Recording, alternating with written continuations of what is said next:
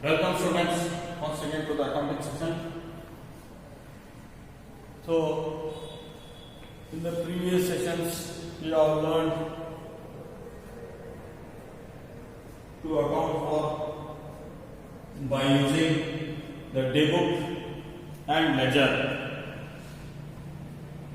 In the small businesses it's okay.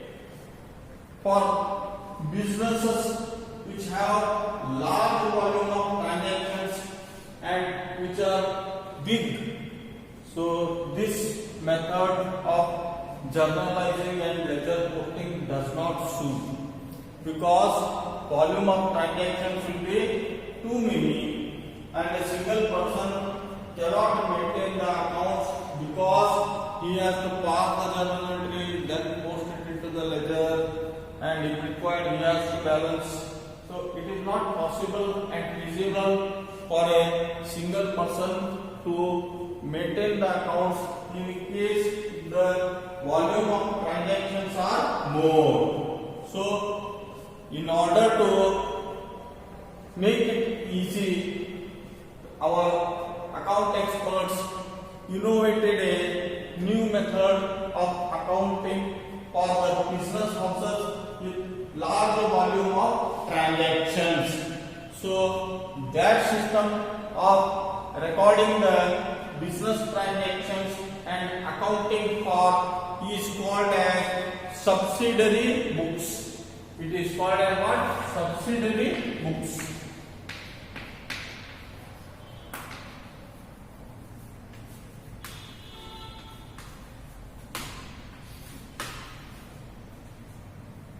So what do you mean by subsidiary books?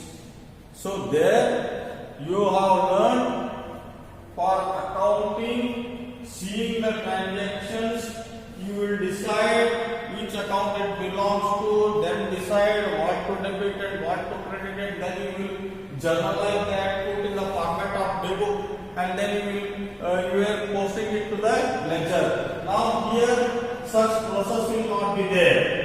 Under subsidiary books, the accounting is done on the principle of division of labor. Division of labor. So what happens here is specified work is allocated to specified department, and the accounting of that department will be concerned to its work. For example now, so there will be one purchase department.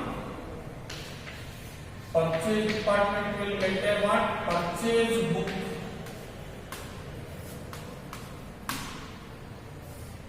Sales department will maintain sales book.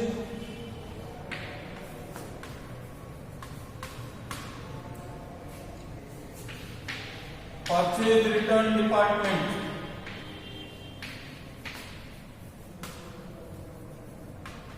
will maintain purchase return book. Sales return department will maintain sales return book.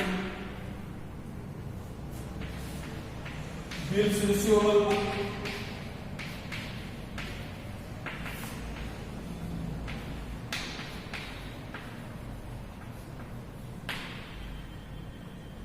is maintained by bills receivable department, and bills payable book is maintained by bills payable department, and cash department will maintain cash book. And if any transaction cannot be recorded in either of the books, that will be recorded in one book called as journal proper. Journal proper. So what it means is, here instead of writing daybook, we will write what? 8 books, that is purchase book, sales book, purchase return book, sales return book, bills receivable book, bills payable book, cash book, and general proper. So this is a modern approach in which specialized department is allocated with a separate set of books for maintaining the accounts of the department concerned. For example, purchase department will account for only purchases. So we will understand in detail what is purchase and what are the things that are included in purchase. We will see everything in detail when we go in the detailed study of the various books. Now we are just studying the outline or the introduction of various books. So purchase book, sales book, you know what is meant by purchase, you know what is meant by sales. Then purchase return book. If you are returning the goods to the supplier, it is called as purchase return. Sales return book. If the customers are returning goods to you, it is called as sales return, and it should be recorded in the sales return book. Bills receivable book. So this you will come to know when this topic comes. I will explain you in detail Negotiable Instrument Act. So what does the bills receivable mean and what does the bill payable mean? I will explain in detail when you come to this topic. Bills payable, then cash book, cash receipts and payments will be recorded in the cash book, and lastly journal proper. So in short, I will explain bills receivable and bills payable. Bills receivable and bills payable, these concepts came into existence in the year of business, during the business. A business cannot be run without giving credit facility. But if you avail the credit facility, there is a high risk. There is a high risk. See the situation, how crucial it is. You cannot run a business without giving or availing the credit facility. On the other hand, if you are availing the credit facility, there are many chances of making losses in the business due to bad debts. So, both these terms play a vital role in the business. To eradicate this risk,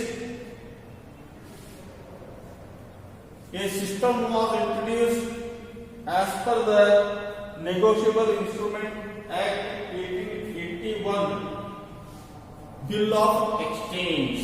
Bill of Exchange. So, Bill of Exchange means what? It is a promise made by the buyer to the seller that if he gives him the goods on credit basis, he will assure and promise him to pay back the amount after stipulated period or after certain months. And this promissory note or this bill is considered as bills receivable for the party who is supposed to receive the money, and bills payable for the party who is supposed to pay the money.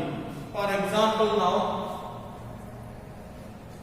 X and Y are there. X has sold goods of rupees 10,000 to Y. X has sold goods of rupees 10,000 to Y. Okay. Now what he will do? He will take a piece of paper. He will take a paper and ask him to write this. Pay me or my order. He will write this. Pay me or my order the sum of rupees 10,000 after 3 months. So, pay me or my order the sum of rupees 10,000 after 3 months. Both will sign and date address will be written here, and this document will be bills receivable for X and bills payable for Y. So, as per the Negotiable Instrument Act 1881, after completion of 3 months, you should give 3 days extra called as grace days to make the payment. And why should pay the amount after 3 months, 3 days to X?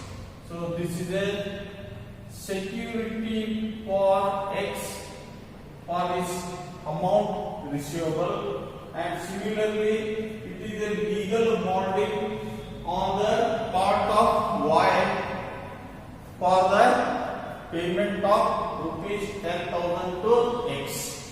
So this is bills receivable and bills payable. For him it is bills receivable because he will receive money after 3 months. For him it is bills payable.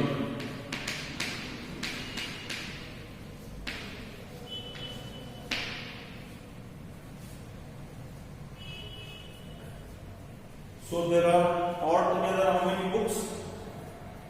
Purchase book, sales book, purchase return, sales return, bills receivable, bills payable, cash book and journal proper. So I have explained you in short about the bills receivable and bills payable. So now let us discuss about the various subsidiary books. First is purchase book. In purchase book, you will not record the cash purchases. You will record only credit purchases. Credit purchases of goods and goods only. Goods only. Credit purchases of goods only. You cannot record credit purchases of any asset like machinery, building, land, etc. Only if the goods are purchased on credit, that can be recorded in the purchases. So purchases means anything you buy to sell with the intention of selling it at certain rate of profit is called as what? Purchases. For example, cloth merchant will purchase what? Cloth. He will not purchase television sets. Electronic shop owner will purchase televisions and refrigerators, washing machines, etc. Electrical shop owner will purchase what?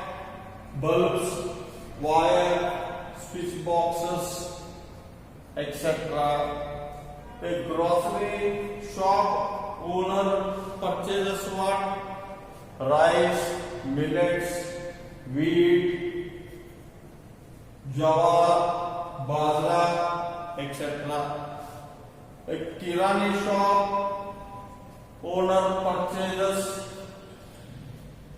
soaps, detergents, paste, general items, groceries, milk, etc.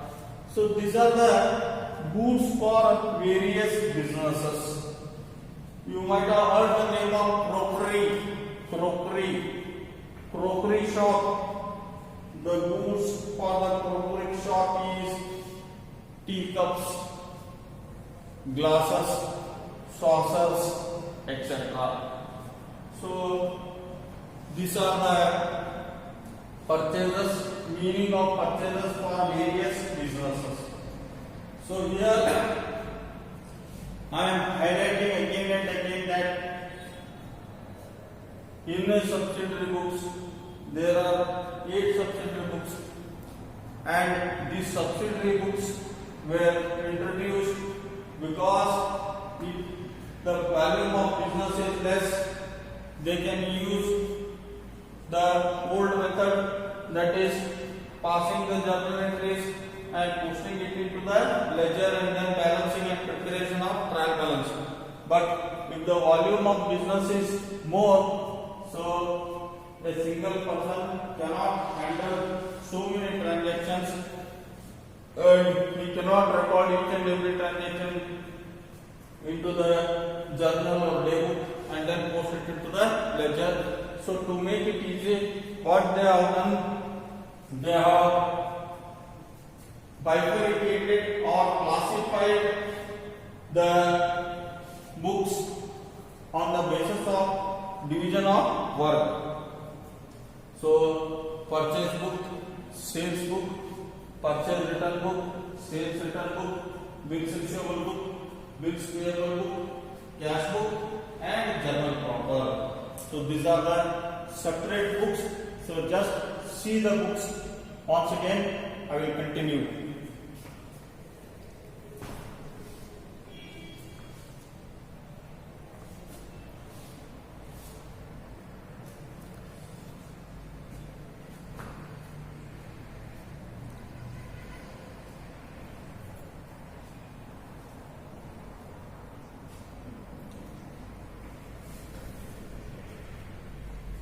In sales book, only credit sales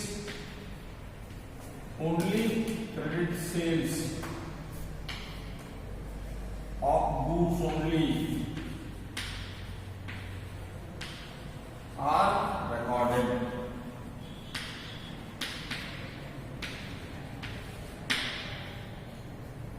In purchase returns, so purchase returns means if you are purchasing goods and if you find that some part of the goods are not matching the quality that you have ordered for, so what you will do, you will return that part of the goods. That is called as what? Purchase returns.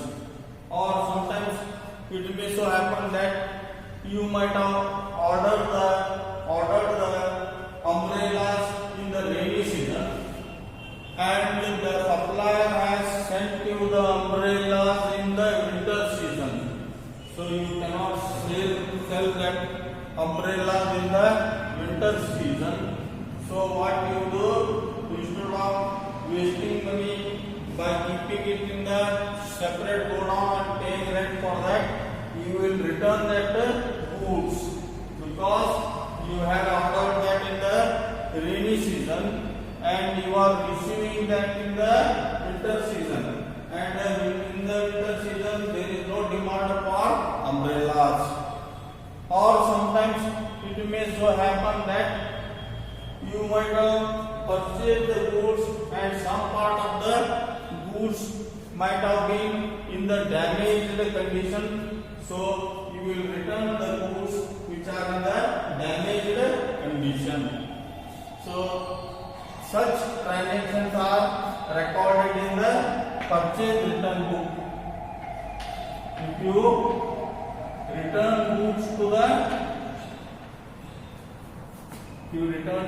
the supplier, you will record that in the purchase return book. In the sales return book, you will record the transactions which are returned by goods returned by your customers. Goods returned by your customers. By our customers. Here same thing. If we are sending the goods selling the goods to our customers, and if we are sending that in a damaged condition, that damaged condition goods should be returned by our customers. Or else, in case if the goods sent by us are not matching the specifications made by the customer will return the goods.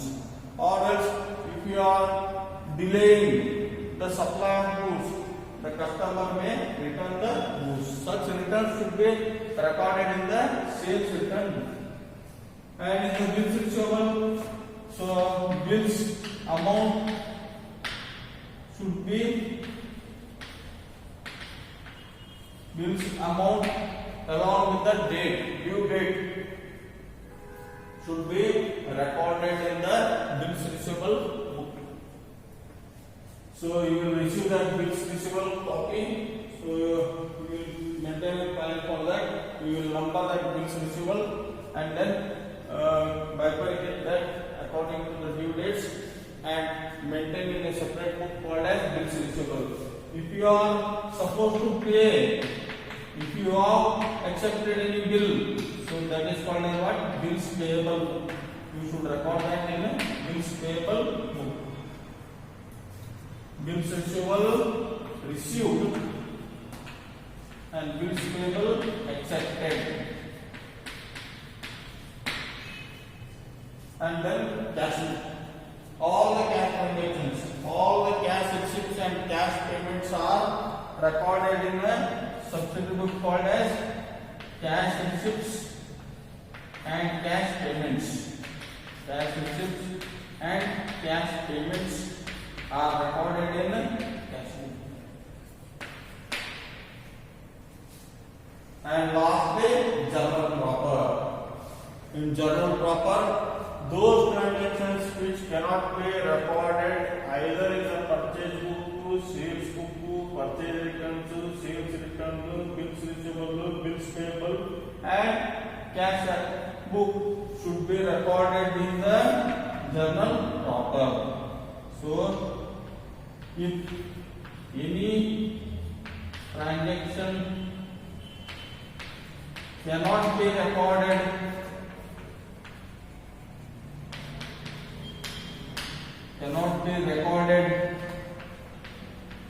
in either of the books, should be recorded in the journal proper. Should be recorded in journal proper. So these are the 8 subsidiary books. So we will learn one by one all the subsidiary